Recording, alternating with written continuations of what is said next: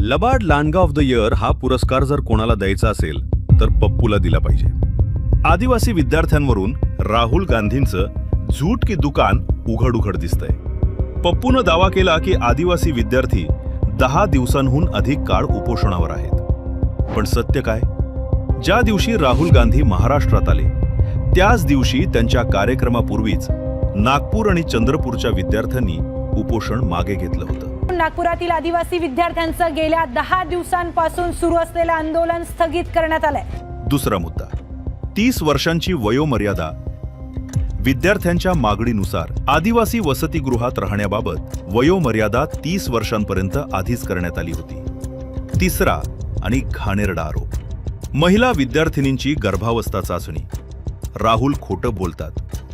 मानसिक संतुलन खराब झाल्यानंतर या स्तरावर येऊन खोटं बोलणार असं वाटलं नव्हतं.